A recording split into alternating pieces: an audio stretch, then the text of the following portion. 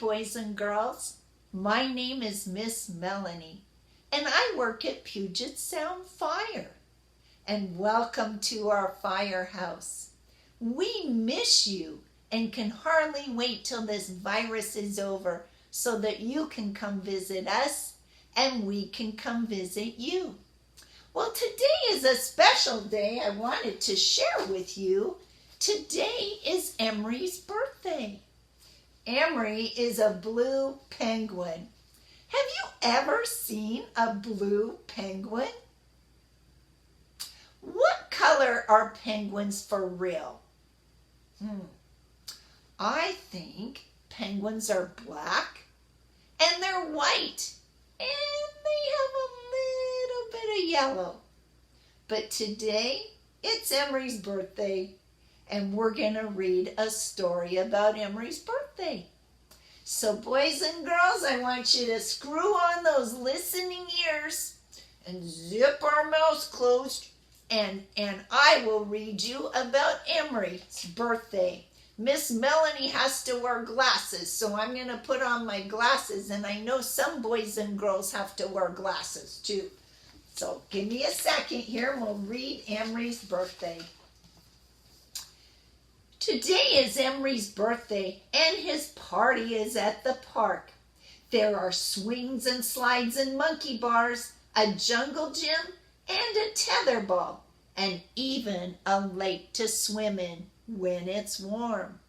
Today wasn't a very warm day. Wouldn't have been a good idea to go into the lake. His mom is at the grill cooking sardines for lunch.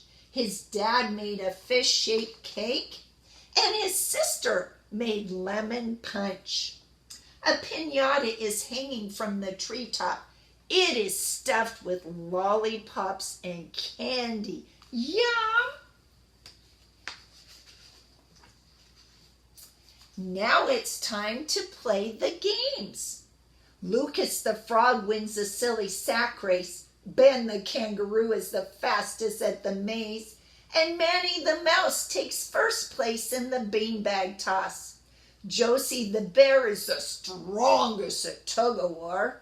Victoria the monkey is the queen of jump rope, but when it comes to hopscotch, Oliver the croc is the best. Emery's favorite game is a scavenger hunt. He is good with directions and great at finding stuff.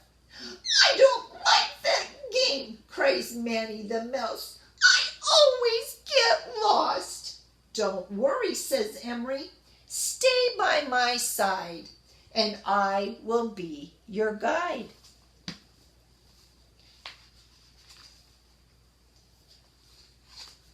I'll be the photographer, says Lucas the frog. He borrowed his mother's old cell phone. Good idea, says Emery. Now here are the rules. Pay close attention and always know where you are.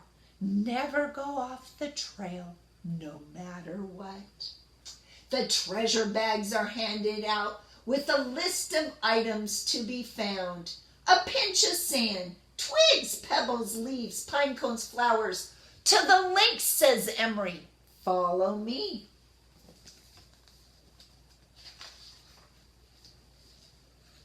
Off they go for the scavenger hunt, hopping and jumping and monkeying around, when suddenly the path splits into two. Manny's not sure what to do. Where do we go? He asked. To the left, said Emery. Let's leave a mark so we can find our way back. As they move along, Emery points out the landmarks. Look at that sign. What does it say? To the lake, says Josie. That's right. Can you spell the name? Lake. T-U-L-A-R-E,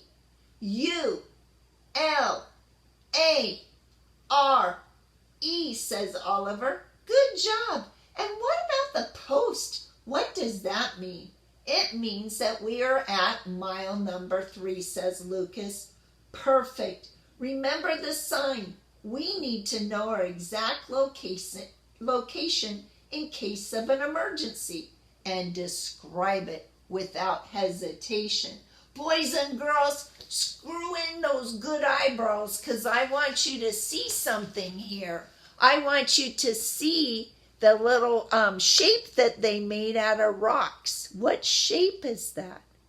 Is it an arrow? And then also, let's look over here because they're using this as a landmark too. It says number 3, doesn't it? Yep.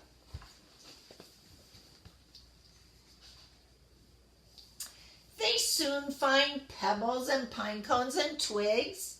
They find plenty of wildflowers and crunchy dry leaves. There's only one item left to be found, and it's a pinch of sand, which they know they would find where, boys and girls? At the beach, that's right. Come on, everybody, says Josie the bear. Move your tails. We're almost there. Beyond the bend is a lake. There is sand everywhere. Take a photo, Josie says. What a beautiful place. Lucas gets the phone out, but oh no, it's locked. It needs a password. He pushes on the buttons. Yikes, he exclaimed. I accidentally called 911. Everybody say, uh-oh, uh-oh. 911, what is the emergency? Asked the call taker, but Lucas can't talk. He's completely tongue-tied. He's about to hang up when Emery says, stop. Please give the phone to me. He says, and Lucas does. My friend dialed by mistake, Emery explains. There's no emergency. That's quite all right, says the call taker. We all make mistakes. Are you sure you're okay? Yes, we are fine. Thank you. Good. Thank you for staying on the line. You see how it's done? Emery tells his friends. If you dial 911, you don't hang up even if you dialed by mistake. I learned that when my little sister accidentally called 911. And an officer came to the door for no reason at all. Okay, now we know, says Lucas the frog, but the phone is still locked.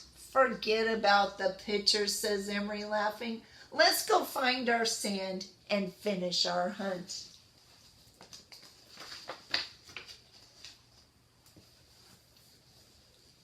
They run to the beach and they gather their pinch of sand. Everyone is a winner at the scavenger hunt. Now it's time to head back for lunch. I'm hungry, says Victoria. I want cake and punch, and she jumps and jumps. Manny, will you be our guide on the way back, says Emery. I can try, says Manny. I'll give it my best shot. Everyone follow Manny, says Emery, and off they go. Manny stays focused looking for the landmarks. He is a very good guide, and in no time at all, they are back to the playground. This is my favorite part. They run to the table. It's time for the birthday song. Emery blows out the candles while they all sing along. The cake is delicious. They could eat it all day. And Emery is so happy. That was the best birthday fun. So if you and your family would like to sing happy birthday to Emery, you can right now. That'd be really cool. And while we're doing that, I'd like to remind your parents that you could print off one of these little sheets so that our child, your children or child can sing along as we do this next thing. So we're going to learn to call 911. So if you look, we've got a toy phone or a paper phone for you to practice on. Parents, we really don't want them to practice on a real phone because that would be for a real emergency. So either a paper phone or a toy phone.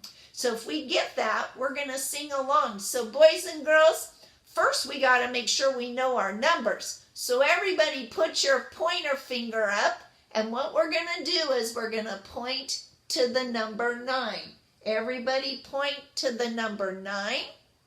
Then we're going to lift our finger off and we're going to point to the number 1. Let's try that again. Let's point to the number 1. All right, let's try this. We're going for the 9. 9, lift up. 1, lift up. 1. Are we ready? We're going to go faster this time. Ready? 9, 1, 1. All right, I think you're ready for our song. Every time that they say 911, say it with them and point on your paper phone. Are you ready? We're going to play the song. You know Emery, the emergency penguin. Well, this is his song. So clap along, and when I say dial, you say 911.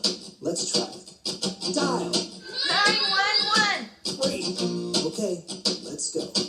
Dial 911 in an emergency. Dial 911 if it's what you see. It's not when you scrape your leg or bruise your knee. It's a bona fide real life emergency. I know how to dial the numbers on the phone. I know when. If something's really, really wrong, I know where I am. That's how I can be like Emery in an emergency. Dial 911 in an emergency. Dial 911 for friends in need. If something's really wrong, remember this song. Sing along with me. Dial 911 in an emergency. Dial 911 if it's what you see. It's not when you scrape your leg or bruise your knee. It's a bona fide real life emergency. Boys and girls, this time you gotta listen because they're gonna tell us what's an emergency and what's Emery, not. the emergency penguin. Well, this is his song.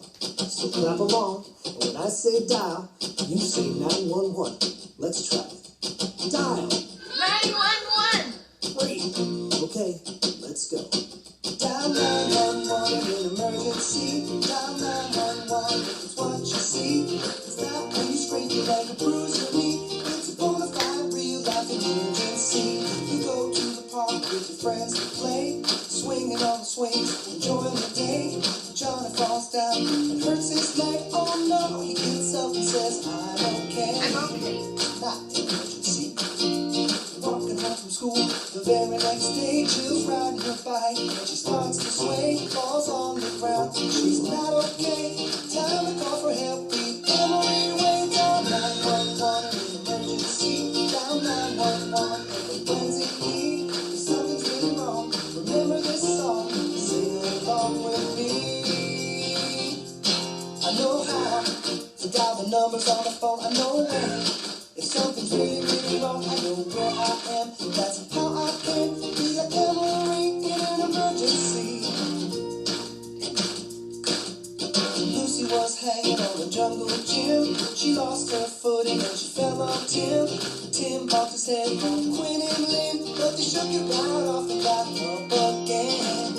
Not emergency. Moving along on the hiking trail, cruising with your best friend and her dad Dale. Dale takes a thrill and can't use himself. Time to call for help. Think of Emery's tale. Dial 911 in an emergency. Dial 911 for friends in need. If something's really wrong, remember this song. Sing along with me. I know how to dial the numbers on the phone. I know when. If something's really, really wrong, I know where I am. That's how I can be like Emery in an emergency. Dial 911 in an emergency. Dial 911 for friends in need. If something's really wrong, remember this song. Sing along with me. Dial 911 in an emergency. Dial 911 if it's what you see. It's not when you scrape your leg or bruise your knee. It's a bona fide real life emergency. Good job, boys and girls. Now we gotta talk. Let's practice. I forgot I have a toy phone here I wanted to share with you and practice calling 911.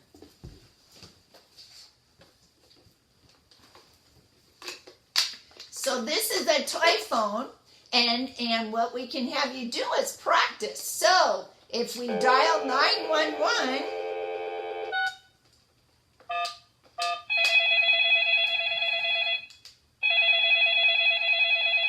911, what is the emergency?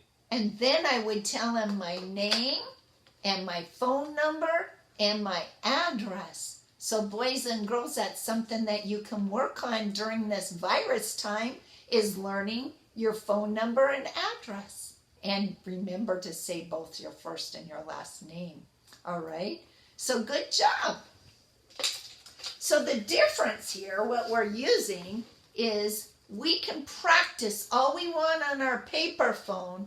We can practice all we want on a toy phone. But on a real phone, we don't practice. If it's an emergency, then we would use a real phone and we'd call 911. But never practice on a real phone, only if it's an emergency. Okay, boys and girls? All right. Say, I got it. I got it. Okay. So let's talk about an emergency for a minute. What would be a time to call 911? Well, if there's a car crash, 2 cars crash, that's an emergency. That's a time to call 911. What about if there's a burglar, a robber that's breaking into your neighbor's house, and you know that person's not supposed to be at your neighbor's house? You call 911. And who would come? Would it be police or would it be fire? That's right, a police officer would come and make sure that everyone's safe and take care of that burglar, right? Yeah. What if your mom was bringing home groceries and she was coming up the steps and she tripped and fell all the way down the stairs? And you run down those stairs and you say, Mommy, are you okay? And she doesn't answer you. Is that an emergency? Your head should be saying yes. And you can call 911 because that's a way bigger problem than you can handle. And our firefighters will come and help your mom. Okay? That is an emergency. Thinking of another emergency. What if your house was on fire? Or your neighbor's house was on fire? Is that an emergency? Everybody's head should be saying yes. That is an emergency, and that is a time to call 911. We always call 911 outside unless we're stuck in the house and we can't get out. So we call 911, and who's going to come? A police officer or a firefighter? A firefighter's going to come. And you know what? Because a fire is really, really, really hot, a firefighter could get burned. Fire is so hot, it's like baking cookies in the oven. You know how hot the oven has to get when your grown-up makes cookies, right? Can they take those cookies out with the cookie sheet with their bare hands? They could, but it'd burn their hands, wouldn't it? So your grown-ups wear oven mitts, and that way they can touch a hot pan, and it protects their hands, doesn't it? Well, firefighters, when they go into a burning building or a burning home, they have to put their oven mitts on. I call them giant oven mitts, and I want to show you a little pair. And then we're going to have a firefighter show you their firefighting clothes, okay? All right. So firefighters, you help me here. They have to wear boots, do they not? And you watch when the firefighters do this, how their boots are inside their pants. Now, when you start going back to school, that would be the way to do it because you can get dressed fast. And firefighters have to get dressed fast because they're getting ready for an emergency, right? So we have boots for the firefighters to wear, and then they have to wear fancy pants. And some of our firefighters have suspenders. I've seen all different colors. These suspenders are red. And can you think of a reason why firefighters would wear suspenders? Well, their pants get wet when they're in a fire, wet from all that water that they're spraying on the fire. And the pants get so heavy that they would fall down. And that would be embarrassing. So the suspenders help to keep their breeches up, to keep their pants up, boys and girls. So then the next thing that they wear is an interesting thing. You'll see them put on a hood. Now this hood has a little window right here. And that little window is for their face to poke out. Because fire is very, very hot. They want to protect their ears and they want to protect their hair. Because they like their ears and they like their hair. So they're going to wear this hood. When they put it on, I have to laugh because I think they look like a ninja warrior. So you'll have to look when they put it on and you tell me. So what else do they need? I think they need a jacket, do they not? To protect themselves, and they need to button that jacket up. I want you to look when they put those jackets on because they get more than what's in my jacket here. They'll have flashlights and radios, and you look with your good eyes and you'll be able to see all that too. What else do they need? Well, in a fire, sometimes things fall down, and they want to be able to protect their head just like you would protect your head when you ride your bicycle. So they'd need to wear a helmet, wouldn't they? So if anything fell down on their head, it'd protect their head and protect their brain. A big important part is wearing gloves because we want to protect their hands. Just like your parents wear the oven mitts, they got to wear gloves too to protect themselves from sharp things, from hot things. So very, very important that they wear the gloves. This is one of my favorite parts is because the gloves are really soft. Well, when they go into fire, the fire is very, very hot. And if we put that hood on and covered their face, they wouldn't be able to see where they're going. So they have to wear a special mask. Do you see this mask? And inside, it protects their whole face and they can still see where they're going. So when the firefighter puts on his mask, you look, because everything's going to be covered, and you look, and if you can see his or her eyes, you know that a nice firefighter is inside there, and you should not be scared, because the firefighter needs to protect himself so he can come into the fire. So look with your good eyeballs, screw them in, and look right here, because there's a hole right here. And that hole hooks to a hose. And then that hose goes to a bottle. And this bottle has fresh air in it, because in a fire there's lots and lots of smoke. And if we breathe that smoke, it would make us sick. So they press all this good air into the bottle, and that hose goes to the bottle, and the firefighters are breathing that good air. So what they have to do, and you can do this with me, is they have to squeeze and squeeze and squeeze that air into that little bottle so that they have lots of air. And that usually can last about 30 minutes unless they're really stressed. So in the bottle is a lot of air. So when they put all this stuff on, it weighs a lot. So firefighters have to be strong.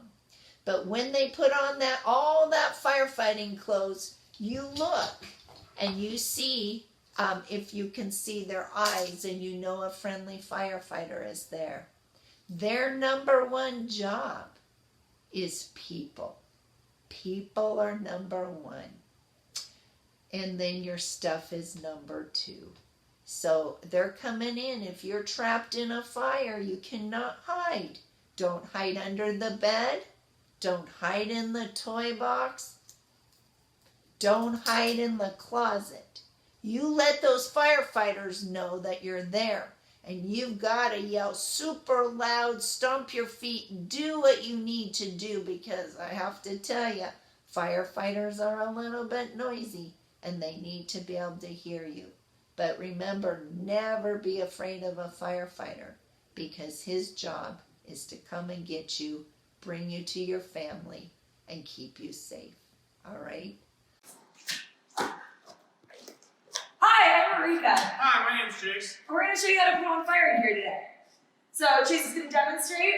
First, we take our shoes off. We put our boots on. Next, we pull up our bunker pants. Zip them up and button them.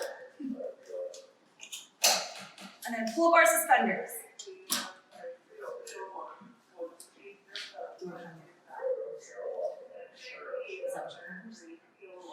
And then we put on our hood, which helps us protect our ears and our neck. And then we throw on our bunker coat.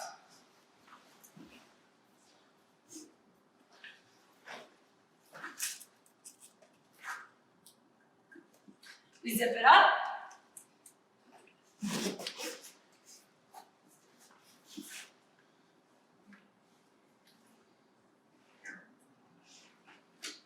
Then he's going to put on his helmet. And then next, he's going to throw his pack. So this is what gives us air when we go into a fire.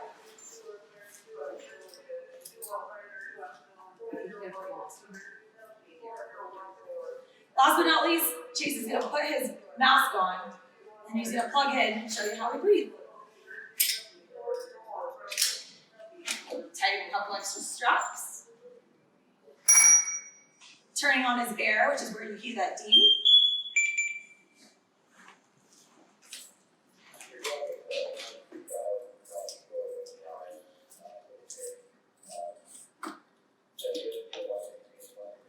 Making sure we have a seal.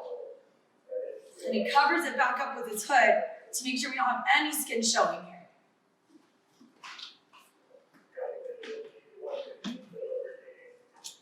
Tighten the strap, and last but not least, we clip in our air. Now he's ready to go for a fire once he puts his gloves on.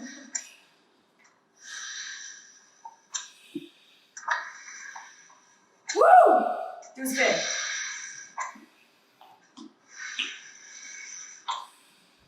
Good morning, everybody. My name is Nate Strobel. I'm a captain down here at Station 76, hence the sign right there. And we've been asked to give you a quick tour of our fire engine and what that looks like, which is really good. We have good timing on this because we're actually going through our morning rig check. So with me today is Rob Allen and Tyler Kuski, and we're going to go through, look at the engine, and we can kind of see what they're working on as we're going through it. Station 76, which is right here,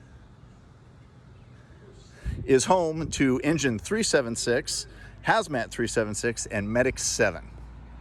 So as we go in here, one of the first things you need to understand is that a fire engine is basically is three things. One, it's a big tank of water. Two, it's a water pump.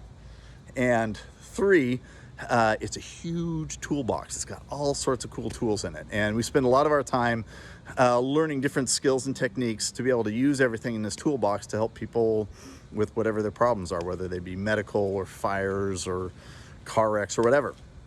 So let's go check it out. We have a couple other rigs here that we're home to as well. This is Medic 7. There's the engine, and there it is. There's the hazmat rig. I'm really not very good at this. Alrighty, so as we come in here, let's take a quick look. We're gonna actually end with where we started, and that's the cab of the rig. One thing just to let you know, you notice I'm not wearing a mask today. I do have my gloves on right now, but I'm not wearing a mask basically so I can talk to you and you can understand me. The other two guys aren't wearing masks right now because they're on opposite sides of the rig, but anytime we're out and about, we're doing stuff where we're within proximity of each other, the masks go on. So we're kind of doing the same thing that you guys are all doing. So let's go through here, and this is engineer Rob Allen. Rob, what are you working on there? I'm just doing our morning check on our aid kit. This is what we use to keep our medical supplies in when we come into your house and help you out. We have everything from big Band-Aids to little Band-Aids to an EKG monitor here to take a look at your heart. Awesome. About how many aid calls do you think we go on? Oh, probably about 80% of our calls are aid calls. So in a given year, 20,000. A lot of what we do is what he's working on right there. So that's pretty awesome. All right. We'll give him wide berth here, and we'll keep on going around. Let's take a look at some of the other stuff that he's been checking on. As you look, see here, these look like pretty normal tools that you might see at home. Like an axe, Pulaski. This is a cool tool called a Halligan, and it is the ultimate pry bar that can help us open up all sorts of doors and things. Pretty useful tool. Come back here, still, we're kind of looking pretty normal because a lot of what we got in our toolbox, you might see in your toolbox at home. Chainsaw, you might have a chainsaw at home. Our chainsaw is a little bit cooler, personal opinion, because ours is designed to cut through roofs, that kind of thing. So it's got its own cool blade on it. Maybe in the garage or workshop, you might have seen a circ saw or circular saw used to cut wood and to build stuff. Our circ saw is gas powered, pretty awesome, and it's designed to cut through concrete and metal and all sorts of cool stuff like that. So similar, but with a kind of unique use. If you have a fan at home, you use your fan probably to keep cool in the summertime. So this is our fan. Our fan can put out 1,400 cubic feet per minute of air, which is awesome. But we use our fan to get smoke out of buildings. Pretty cool. Coming back here, if you have garden hose at home and you're watering your lawn, we've got garden hose too, only our garden hose is a little bit bigger. So let's go check it out. All right, we're gonna get up here. So this is our garden hose. And that's, actually it's not garden hose, I'll be honest with you. It is our supply hose that we get water from fire hydrants into our rig, and then we use the pump on our rig to spray it out so that we can go put out fires. And when you look at our hose here, like this is my hand spreading the whole way across. That is how big our supply hose is. That's awesome. Same thing you got, just a little bit bigger. We have our cones so that we can set up safe scenes, like if we're at a car wreck and we don't want cars to hit us, we put cones out everywhere. Coming around here, hey, look what we got here. This is Engineer Kusky. Hello. And Tyler, what are you working on? So in this compartment we have our Hearst tools, also known as the Jaws of Life. This tool right here will cut metal, and this one over here will spread metal, so we can open up car doors that are stuck in car wrecks, among other things. We also have what's called chocks, or stabilizing, what do you call it, building blocks, basically, to help stabilize cars. And then down here we have a sawzall Nice. we can use. So yeah, let's check in this compartment. So really sweet, awesome can opener. And oversized building blocks, because that's what we do. We play with toys. Coming up here, we have some of our things like emergency air. So if we get in trouble in a fire, we have some emergency air. Coming up here, we do have a few hazmat cool things on this rig. Like here are some of our leak control stuff. And we're gonna come up here. I'm running out of time, so I gotta get through this really quickly here. This is the cab where we sit. This is where Rob is sitting today. And this is, we call this the third person seat. So we'll give you a quick shot on that. This is the coolest seat in the whole house because he gets to be on the nozzle in a fire and he gets to do lots of fun stuff. And he just kind of gets to relax on the way to the fire. This is the driver's seat. Tyler today is in control of the rig and he drives us there. He's got all his controls for the lights, controls for different radios and how the rig operates. And then ending where we started, we come back over here. You notice that our cab looks just like yours. We have seat belts just like you do. So use them. That's our encouragement. We always use our seat belts, so you should use your seat belts too. And this is the officer's seat. So this is where I sit and I use the computer to help figure out where we're going, what our problem is. You notice our seats have air packs in the back of the seats. And the reason for that is when we go into fires, smoke is not good, which is why we always tell you, like, if there was ever a fire in your house, you need to get low to the ground where the air is hopefully a little bit better. We go where the air is not good. So we have special ways of protecting ourselves. So that is our rig, and you'll even notice we have different hand sanitizers in and around. Everyone's got their own little bottle of hand sanitizer because right now, and we do it in general, but right now we're really conscious about our hand sanitizing. And so our encouragement to you guys is to do the same thing. That's how we're going to all get through this together, because really, as much fun as it is doing a little video, we would way rather you guys come on out to the station in person because we like to see y'all. Yeah, so that's it. That's a quick rig check of what we're doing. Stay safe out there, stay home, stay healthy, and hopefully we'll see you soon. Video. Hey kids, firefighter Caleb here. I'm going to show you a tour of the fire station. So this is our office. We have our own desk and our own chair. This is where I do my work. We write up reports after we see people and go help people. So this is a space that we do it. We have a couple of bathrooms here, a little bit bigger than you have at your home. We share them, but we only use them one at a time. We've got our living room here. You can see we've got some nice chairs. At the end of the day, if we get some time to relax, this is where we get to do it. We can watch a little TV or a movie after all our work's done. We work during the day and at night. So we work all through the day, all through the night, and then we get to go home for a little bit. Then we come back and we do it again. So we spend a lot of time in this place, and so this is a spot that we get to relax if we get time. Here's our table. We eat dinner and lunch here. We eat together as a team.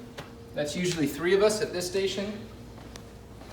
And we've got a kitchen. It's probably a little bit bigger than some of you have. You can see our refrigerators. We have a lot of them. We have 1 and 2 and 3 fridges. There's a lot of us here. We eat a lot of food, so we need space to store it.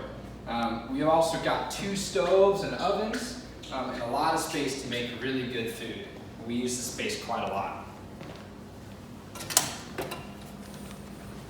So we have a bunch of different trucks here and vehicles that we use for different things. Something that you might know is firefighters use a lot of hose. We have water that goes through it and we can put out fires with it. And after we do that, the hose needs to dry. So this is a space, we call it our hose tower, that we dry hose in. It's really tall and kind of dark, but it works really well to dry hose. We've got a really big ladder, and we only climb it if we have a helmet on and if we're meant to be climbing it. But this is a space that we bring our wet hose so it can dry.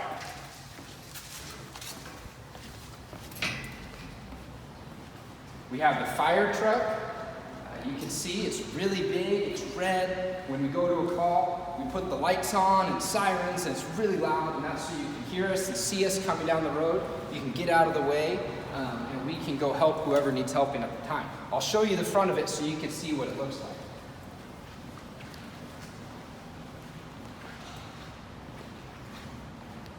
So here it is. This engine is engine 7.3. You see the numbers there? 7.3. So that's where we're at today, and this is the engine that I'm riding on. You can see everybody's clothes. These are the clothes that we wear when we go to fires. You can see the jackets, they have really bright stuff on them so you can see us if we're out on a road or something. They're really heavy and they're really hot, but this keeps us safe in a fire. It'll keep us from being too hot.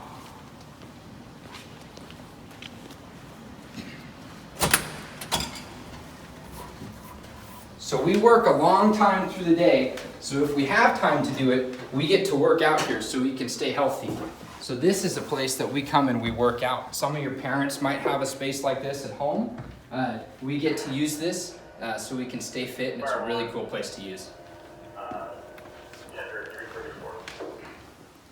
So because we do stay here at night, we get to sleep. If we get a call in the middle of the night and somebody needs help, we wake up and we go help them. But if we do get to sleep, this is where we do it. So we have a bed, and we've got our little lamp and a desk, and we get to store our clothes in these closets just like yours.